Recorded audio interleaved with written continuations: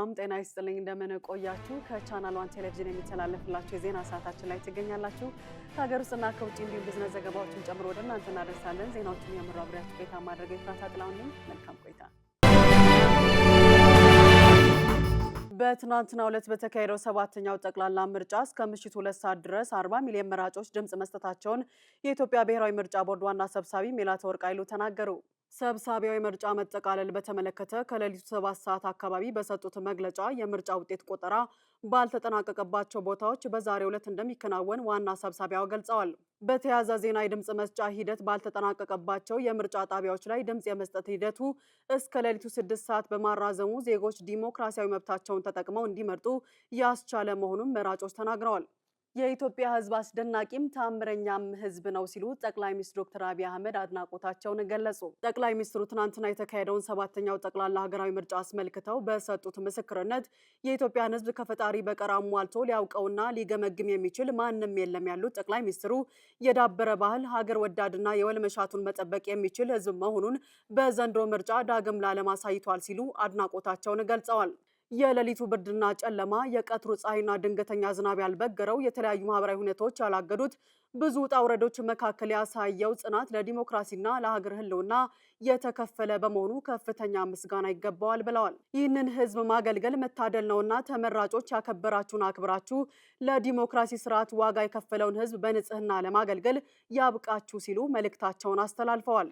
የ7ኛው ጠቅላላ ምርጫ ውጤት የሚታወቅበት የጊዜ ሰሌዳ ይፋ ሆኗል። በብሔራዊ ምርጫ ቦርድ የጊዜ ሰሌዳ መሰረት የ7ኛው ጠቅላላ ምርጫ የተረጋገጠ የመጨረሻ ውጤት ከግንቦት 27 እስከ ሰኔ 2 2018 ዓ.ም ባለ ጊዜ ውስጥ ይፋ ይደረጋል። ይሁን እንጂ አጠቃላይ ውጤቱ ከመታወቁ በፊት ከዛሬ ማክሰኞ ግንቦት 25 ቀን 2018 ዓ.ም ጀምሮ በየምርጫ ጣቢያዎቹ ላይ ጊዜያዊ ውጤቶች መለጠፍ ይጀምራሉ።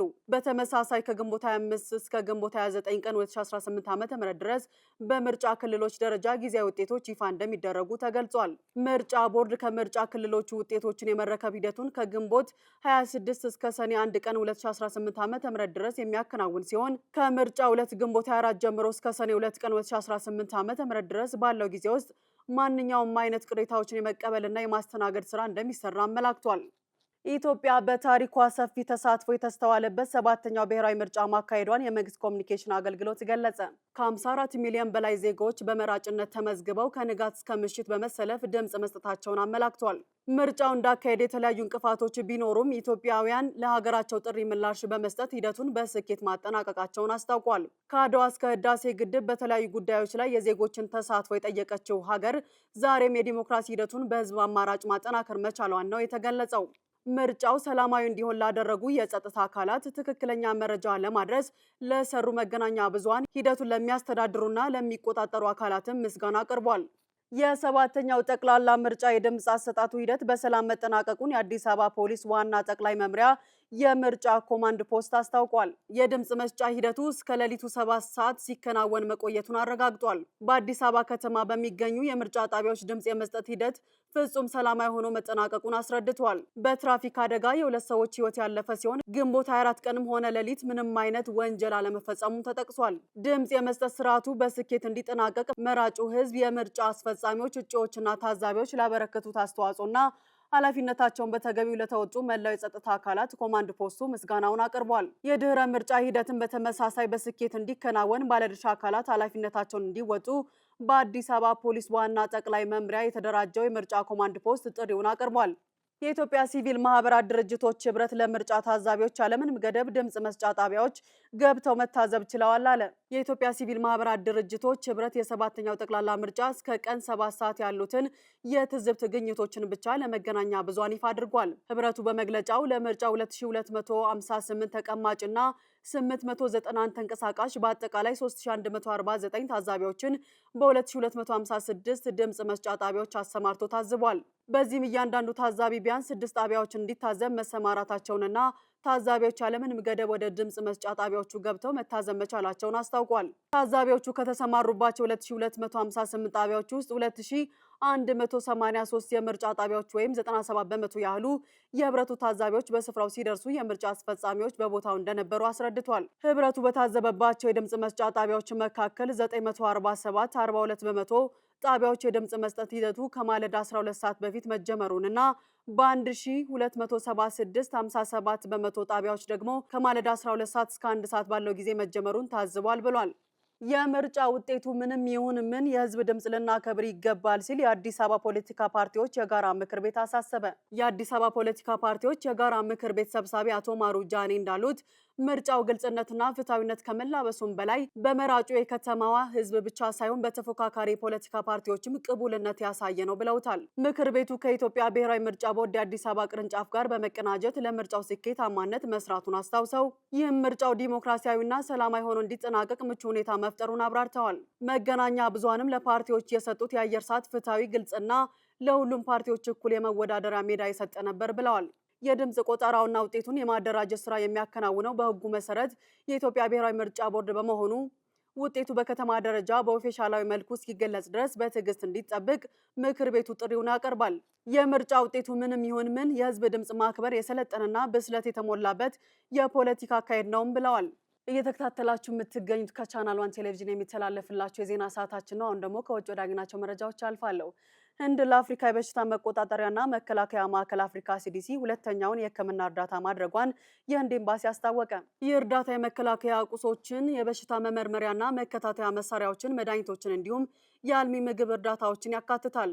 43 ቶን የሚመዝነው የእርዳታ ህንድ በመላው አፍሪካ የህዝብ ጤና ዝግጁነትን ለመደገፍና የኢቦላ መከላከል አቅምን ለማጠናከር ያላትን ቀጣይነት ያለው ቁርጠኝነት የሚያሳይ ነው። ህንድ በአፍሪካ አህጉር የጤና ዋስትናን የማገገም አቅምንና የደቡብ ትብብርን ለማሳደግ ታማኝ አጋር ሆና እንደምትቀጥል ገልጻለች። የሳውዲ አረቢያ መንግስት በሙስና ወንጀል የጠረጠራቸውን 160 የመንግስት ሰራተኞችን አሰረ። ጉቦና የመንግስት ኃላፊነትን አላግባብ መጠቀም ከተጠረጠሩባቸው ወንጀሎች መካከል ይገኙበታል። የሳውዲ አረቢያ ተቆጣጣሪና የጸረ ሙስና ባለስልጣን ወይም ነሐዛ ባለፈው ግንቦት ወር በሙስና ወንጀል ክስ የተመሰረተባቸው 160 የመንግስት ሰራተኞች በቁጥጥር ስር መዋላቸውን አስታውቋል። በቁጥጥር ስር ከዋሉት መካከል የማዘጋጃ ቤትና ቤቶች ሚኒስቴር፣ የትምህርት ሚኒስቴር፣ የጤና ጥበቃ ሚኒስቴርና የእስልምና ጉዳዮች የጥሪና መመሪያ ሚኒስቴር እንዲሁም የዘካት የታክስና ጉምሩክ ባለስልጣን ሰራተኞች ይገኙበታል ተብሏል። የተከሰሱባቸው ወንጀሎችም ጉቦና የመንግስት የስራ ቦታዎችን አላግባብ መጠቀምን ያጠቃልላል ሲል የሳውዲ ጋዜጣ ዘግቧል። ኢራን በአካባቢው ላይ የሚደረጉ ማናቸውም ግዴለሽነት የተሞሉ እንቅስቃሴዎችን አስጠነቀቀች። እስራኤል በሊባኖስና በጋዛ የፈጸመችውን ወታደራዊ ዘመቻ ተከትሎም ከአሜሪካ ጋር የጀመረችውን ንግግር አቋርጣለች። ለዝርዝሩ አማሩ ገብሩ። በፋርስ ባህረ ሰላጤ፣ በኦማን ባህር ወይም በሆርሙዝ ወሽመጥ አካባቢዎች ሁኔታዎችን ይበልጥ የሚያወሳስብ ማንኛውም አይነት እርምጃ ጥበብ የጎደለው ነው ሲሉ የኢራን የውጭ ጉዳይ ሚኒስትር ቃል አቀባይ ተናግረዋል። ማንኛውም ኃላፊነት የሚሰማው ወይም ምክንያታዊ የሆነ አካል ይህን መሰል አደገኛ እርምጃ አይወስድም ሲሉም አውግዘዋል። የኔቶና የአውሮፓ ህብረት ሀገራት ኃላፊነታቸውን በሐቀኝነት መወጣት የሚፈልጉ ከሆነ ለቀውሱ ዋነኛ መንስኤ የሆኑትን አሜሪካንና እስራኤልን ተጠያቂ ማድረግ እንዳለባቸው ነው የጠቆሙት። ኢራን የባህር ዳርቻ ሀገር እንደመሆኗ መጠን ደህንነቷንና ብሔራዊ ጥቅሟን ለመጠበቅ አስፈላጊ የሆኑ እርምጃዎችን ለመውሰድ በዓለም አቀፍ ህግ መሰረት ሙሉ መብት እንዳላት ማናቸውም መዘንጋት የለባቸውም በማለትም አስታውሰዋል። መርከቦች አስተማማኝ ጉዞን ለማረጋገጥ ከኢራን ጦር ኃይል ጋር ቅንጅት በመፍጠር በወሽመጡ በኩል መጓዛቸውንም ቀጥለዋል። ዋሽንግተን በቅርቡ በዓለም አቀፍ የንግድ መርከቦች ላይ ያደረገችው ህገወጥ ጣልቃ ገብነት ሁኔታውን ይበልጥ አባብሶታል ሲልም ስፑትኒክ ዘግቧል። ይህ በእንዲህ ሳለ በሊባኖስና በጋዛ እየተባባሰ የመጣውን የእስራኤል ወታደራዊ ዘመቻ ተከትሎ ኢራን ከአሜሪካ ጋር ስታደርግ የነበረውን ቀጥተኛ ያልሆነ ውይይት ማቋረጧን የሀገሪቱ መገናኛ ብዙሃን ዘግበዋል። ቴህራን ውይይቱን ለመቀጠል እስራኤል ከሁለቱም ቀጠናዎች ሙሉ በሙሉ እንድትወጣና ተኩስ እንዲቆም በቅድመ ሁኔታነት አስቀምጣለች። የኢራን የውጭ ጉዳይ ሚኒስትር ከአሜሪካ ጋር የሚደረግ ማንኛውም ስምምነት በሊባኖስ ያለውን ግጭት ማቆምን ማካተት አለበት ሲሉም አስገንዝበዋል። ሩሲያ በዩክሬን የተለያዩ ከተሞች ላይ መጠነ ሰፊ የሚሳኤልና የድሮን ጥቃት ፈጸመች። በጥቃቱ 13 ሰዎች ሕይወት አልፏል። ጸጋነሽ ተሰማ ተጨማሪ አላት።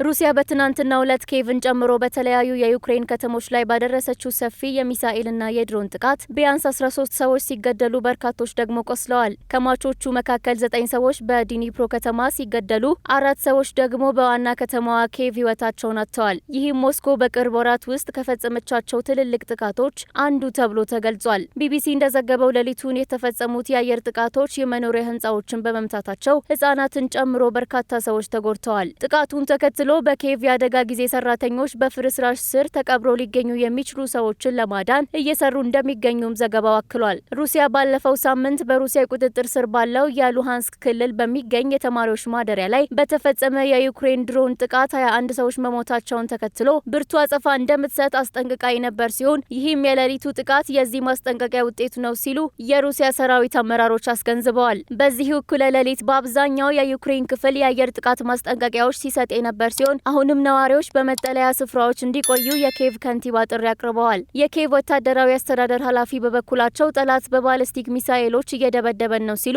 ለዓለም አቀፉ ማህበረሰብ የእወቁልን መልእክት አስተላልፈዋል። የሌሊቱ ጥቃት በነዳጅ ማደያ፣ በግንባታ ቦታዎች፣ በጋራ መኖሪያ ቤት ህንጻዎችና በሁለት መኖሪያ ቤቶች ላይ እሳት አስከትሏል። በከተማው ውስጥ ደግሞ የኃይል መቆራረጥ ተመዝግቧል። የዩክሬን ፕሬዝዳንት ቮሎዲሚር ዜሌንስኪ ሰኞ ዕለት ሩሲያ ሰፊ ጥቃት ልትፈጽም እንደምትችል አስጠንቅቀው እንደነበርና ዜጎች ለአየር ጥቃት ማስጠንቀቂያዎች ልዩ ትኩረት እንዲሰጡ ጠይቀው እንደነበር ቢቢሲ አስታውሷል። በመካከለኛው ምስራቅ በተቀሰቀሰው ግጭት ሳቢያ ጃፓን የሙዝ እጥረት ሊያጋጥማት እንደሚችል ተነገረ።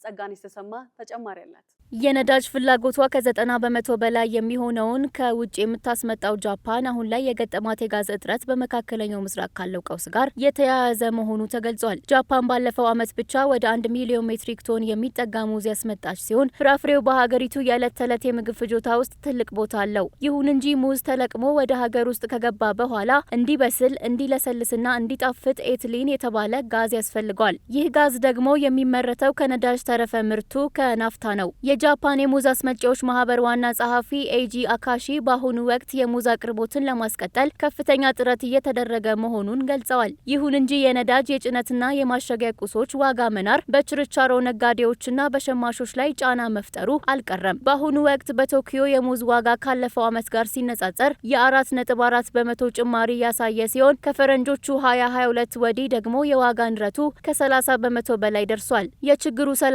የሆነው የሙዝ ዘርፍ ብቻ ሳይሆን የድንች ጥብስ የሚያመርተው ካልቢ የተባለው ግዙፍ ኩባንያ ከናፍታ የሚሰራው የቀለም ማጣበቂያ በመጥፋቱ ምክንያት የምርቶቹን ማሸጊያ ወደ ጥቁርና ነጭ ለመቀየር ተገዷል። ጃፓን የራሷ የነዳጅ ዘይት ምንጭ ወይም ዓለም አቀፍ የቧንቧ መስመር የሌላት በመሆኑ ለእንዲህ አይነቱ የባህር ላይ ትራንስፖርት መስተጓጎል በቀላሉ ተጋላጭ እንድትሆን አድርጓታል። የሀገሪቱ ጠቅላይ ሚኒስትር ሳናኤ ታካይቺ እስከ ቀጣዩ ዓመት የሚያበቃ የናፍታ ክምችት አለን በማለት ህዝቡን ለማረጋጋት ቢሞክሩም የሙዝ አቅራቢ ኩባንያዎች ግን ስጋት ላይ ናቸው። አንዳንድ የጃፓን ኩባንያዎች ከተለመደው የነዳጅ ምርት ውጪ ኤትሊን ጋዝን ከበቆሎና ከሌሎች የግብርና ውጤቶች የሚያመርቱ ማሽኖችን ከአሜሪካ ቨርጂኒያ ግዛት እያስመጡ ይገኛሉ። ሆኖም የጋዙ ማግኛ ዋጋ እስከ 10 እጥፍ ማደጉን የገለጹት የዘርፉ ተዋናዮች ይህ ቀውስ አፋጣኝ መፍትሄ ካላገኘ ሙዝ ከጃፓናውያን የምግብ ጠረጴዛ ላይ ሙሉ በሙሉ ሊጠፋ ይችላል ሲሉ አስጠንቅቀዋል። ዘገባው የብሉምበርግ ነው። የቴህራን የኑሮ ውድነቱ ለሙታንም አልተመለሰም ተባለ። ለቀብር የሚጠየቀው ክፍያ በ50 በመቶ ኑሯል። አናውል ተስፋ ዝርዝር አለው። በቴህራን ከተማ ምክር ቤት ባሳለፈው አዲስ የዋጋ ተመን ማሻሻያ ምክንያት በታዋቂው የቤሽታር ዛህራ መካነ መቃብር የቀብርና ተያያዥ አገልግሎቶች ዋጋ እስከ 50 በመቶ የሚደርስ አስደንጋጭ ጭማሪ ማሳየቱን ዶኒያ ኤክታሳድ የተሰኘው የአገሪቱ ጋዜጣ ዘግቧል። በዚህ አዲስ መመሪያ መሰረት የሟቾች አስክሬንን ለማጓጓዝ የሚጠየቀው ክፍያ በግማሽ የጨመረ ሲሆን ለአጭር የ10 ኪሎ ሜትር ጉዞ ብቻ ቤተሰቦች 9.75 ሚሊዮን የኢራን ሪያል መክፈል ይኖርባቸዋል። ይህም እጅግ የተጋነነ ዋጋ አስክሬኑን በስርዓቱ ማጠብ፣ መገነዝ፣ ከመቃብሩ በፊት በቀዝቃዛ ክፍሎች ውስጥ ማቆየትና የመቃብር ድንጋይ ተከላ ወጪዎችን ጨምሮ ለቀብር የሚያስፈልጉ እንደ ድንኳን፣ ወንበር ያሉ ቁሳቁሶች ኪራይን ያላካተተ በመሆኑ የኑሮ ውድነቱን በህይወት ባሉ ላይ ብቻ ሳይሆን በሙታንም ላይ ጭካኔ የተሞላበት ሆኗል። ይህ የዋጋ ንረት ከኢኮኖሚያዊ ቀውስ ባለፈ ጥልቅ የፖለቲካ ቀውስ ነጸብራቅ መሆኑን የጸጥታ ተንታኞች ይገልጻሉ። ከቅርብ ወራት ወዲህ በኢራን የተካሄደው ህዝባዊ ተቃውሞችን ተከትሎ የሟቾች ቤተሰቦች የቀብር ስነ ስርዓቶችን የፖለቲካ መቃወሚያና የደፈጣ ትግል መድረክ እያደረጓቸው ይገኛል። የኢራን አገዛዝ ደግሞ ይህንን ህዝባዊ እምቢተኝነት ለመጨቆንና ቤተሰቦቻቸውን ለማስፈራራት የቀብር መብቶችን እንደ ቁጥጥር መሳሪያ እየተጠቀመባቸው እንደሆነ ተመላክቷል። ይህም በተባባሰው የኢኮኖሚ ጫና ውስጥ የሀዘንተኞችን ሮሮ ይበልጥ አክርሮታል። የቤሽታ ዛህራን መካነ መቃብር በኢራን ታሪክ ውስጥ ትልቅ ስፍራ ያለው ሲሆን በተለይም ፕሎታር ባንድ የተሰኘው ክፍል ከእስላማዊ አብዮት በኋላ የተገደሉ በሺዎች የሚቆጠሩ የፖለቲካ ተቃዋሚዎች ያለ ስም በተደራራቢ መቃብር ያረፉበት ቦታ ነው። በቅርብ ጊዜ በተነሱ ተቃውሞችም የተገደሉ ሰልፈኞችም እዚህ የተቀበሩ ቢሆንም የመንግስት የደህንነት አካላት የጭፍጨፋውን ማስረጃ ለማጥፋት ለማጥፋት ሲሉ የሟቾችን ስም ከመካነ መቃብር የመረጃ ቋት ላይ እየሰረዙ መሆኑ ታውቋል። በተጨማሪም የአገዛዙ ወታደሮች የተቃዋሚዎችን መቃብር የመሰባበር የቀብር ቀናትንና ሰዓትን በግድ የመወሰንና ትዕዛዝ ካልተከበረ አስክሬኖችን ወደማይታወቁ የጅምላ መቃብሮች የመውሰድ ከባድ በደሎችን በሀዘንተኞች ላይ እያደረሱ ይገኛሉ።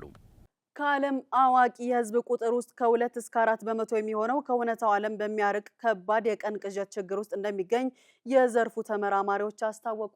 ሄሮዳዊት ንጉሴ ዝርዝር አላት። ከዓለም አዋቂ የህዝብ ቁጥር ውስጥ እስከ 4 በመቶ የሚሆኑት በከባድ የቀን ቅዠት የጤና እክል እንደሚሰቃዩና ችግሩም ከእውነታው ዓለም የሚያርቅ መሆኑን ተመራማሪዎች አስታውቀዋል። ይህ የአእምሮ ጤና እክል ያለባቸው ሰዎች በቀን ውስጥ ለበርካታ ሰዓታት ሙሉ በሙሉ በሀሳብ ተውጠው የሚቆዩ ሲሆን በምናባቸው ውስጥ እጅግ ውስብስብ የታሪክ መስመርና ገጸ ባህሪያትን ይፈጥራሉ። በቅዠት ውስጥ በሚሆኑበት ጊዜ ሳያውቁት በክፍል ውስጥ መመላለስን የመሰሉ የሰውነት እንቅስቃሴዎችን የሚያሳዩ ሲሆን በምናባዊ ታሪክ ተጽዕኖ ሳቢያ ብቻ መሳቅ፣ ማልቀስ ወይም መናደድ ይስተዋልባቸዋል። የዘርፉ ባለሙያዎች እንደሚሉት ለዚህ ችግር መከሰት እንደ ዋና መንስኤ የሚጠቀሱት ከፍተኛ የብቸኝነት ስሜት፣ ድብርት፣ ያለፈ ታሪክ ጠባሳና ከእውነታው ዓለም የማምለጥ ፍላጎት ናቸው። በተጨማሪም እክሉ አብዛኛውን ጊዜ ከትኩረት ማጣትና ከኦብሰሲቭ ኮምፓልሲቭ የጤና ችግር ጋር ተያይዞ እንደሚከሰት በጥናት ተረጋግጧል። ይህ ከቁጥጥር ውጭ የሚሆን የቀን ቅዠት የተጠቂዎችን መደበኛ ስራ፣ ትምህርትና ማህበራዊ ግንኙነት በእጅጉ እያስተጓጎለ ይገኛል። ችግሩን ለመቅረፍ የተዋቀረ የዕለት ተዕለት የጊዜ ሰሌዳ መያዝ፣ ትኩረትን የሚስቡ ማህበራዊ እንቅስቃሴዎች ላይ መሳተፍና የስነ ልቦና ባለሙያ ምክር አገልግሎት ማግኘት ዋነኛ መፍትሄዎች እንደሆኑ ተመላክቷል።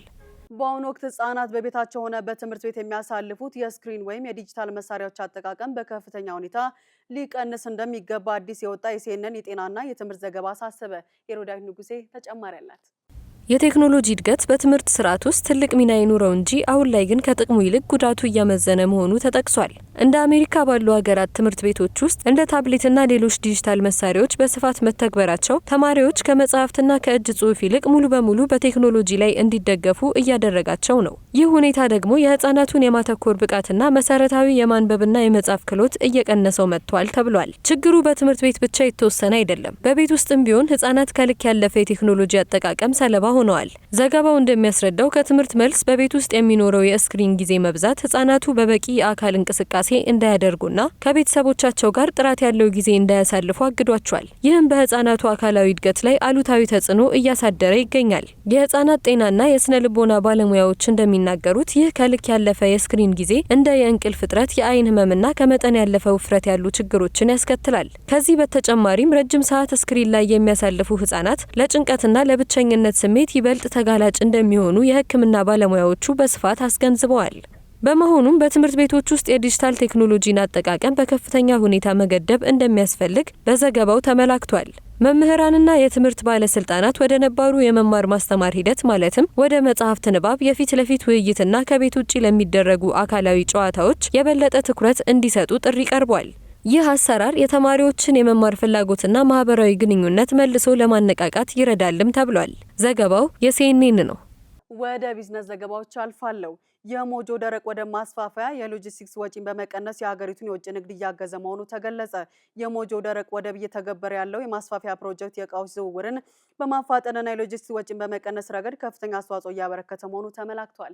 ለእነዚህና ሌሎች የቢዝነስ ዘገባዎች ማለት ደመላሽ መንግስት ከዓለም ባንክ ጋር በመተባበር ባከናወነው በዚህ የማስፋፊያ ስራ አዳዲስ መጋዘኖች፣ ሰፋፊ የኮንቴነር ማከማቻ ቦታዎችና የተለያዩ የመግቢያና መውጫ በሮች የተገነቡ ሲሆን ይህም ቀደም ሲል የነበረውን መጨናነቅና መዘግየት በከፍተኛ ደረጃ አስቀርቷል። እንደ ፓን አፍሪክ የጭነት አስተላላፊ ድርጅት ዋና ዳይሬክተር ኤልሳቤት ጌታውን ገለጻ በወደቡ የተጀመረው አውቶሜሽንና የዲጂታል ስርዓት መተግበር መረጃዎች በግልጽነት እንዲለዋወጡና የእቃዎች ክትትል ቀላል እንዲሆን አድርጓል። ይህ የማስፋፊያ ፕሮጀክት ቀደም ሲል እስከ 60 ቀናት ይወስድ የነበረውን የእቃዎች ማጽዳትና ማሸጋገር ሂደት በ70 በመቶ በመቀነስ ወደ 15 ቀናት ማውረድ መቻሉ ተመላክቷል። በዚህም መሰረት እንደ ቡና፣ ጨርቃጨርቅ፣ ሌጦና የግብርና ምርቶች ያሉ የወጪ ንግድ እቃዎችን በተቀናጀ ሁኔታ ለዓለም አቀፍ ገበያ ለማቅረብ ምቹ ሁኔታ መፍጠሩ ተገልጿል። በተጨማሪም የግል ሎጂስቲክስ ኩባንያዎች በወደብ ውስጥ እንዲንቀሳቀሱ መፈቀዱ የገበያ አማራጮችን ያሰፋ ሲሆን የአገልግሎት ጥራትንና የስራ ዕድል ፈጠራንም እያሳደገ ይገኛል።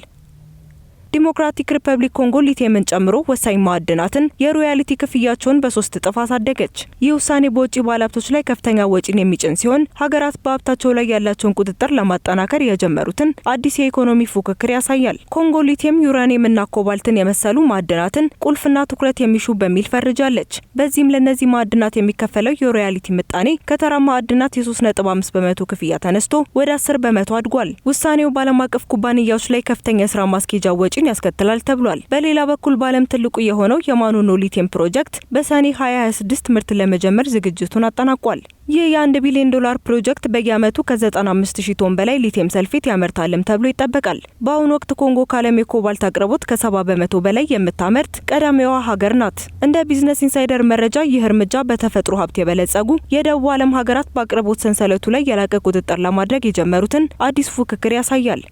ኔቪዳ የሰው ሰራሽ አስተውሎት ቺፕስን በላፕቶፕና ዴስክቶፕ ላይ ይዞ እንደሚመጣ አስታወቀ። ይህ በማይክሮሶፍትና ዴል ኮምፒውተሮች ላይ የሚገጠመው ቴክኖሎጂ በተያያዘው የፈረንጆቹ ዓመት መገባደጃ ላይ ተግባራዊ ይሆናል ሲሉ የኩባንያው ባለቤት ተናግረዋል። የዚህ አዲስ ቴክኖሎጂ መምጣት በተለይ በኮምፒውተር ገበያና በተጠቃሚዎች የዕለት ተዕለት አጠቃቀም ላይ ከፍተኛ ለውጥ እንደሚያመጣ ይጠበቃል። ስትከታተሉ የቆያችሁት ከቻናል 1 ቴሌቪዥን የሚተላለፍላችሁን የዜና ሰዓታችንን ነበረ። ዜናዎቹን እየመራው አብሬያችሁ ቆይታ ያደረኩት እኔ ኤፍራታ ጥላሁን ነበርኩኝ። መልካም ጊዜ